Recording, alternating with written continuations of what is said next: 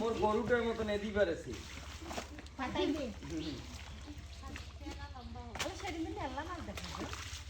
এ কাইলে মাছ বেরাই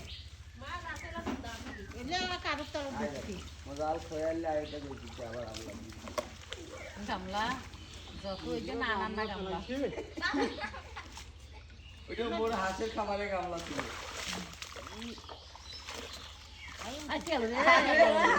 ভাই না এবার তো কথা আমার ভিডিও নয় আই গেল মাছ গেল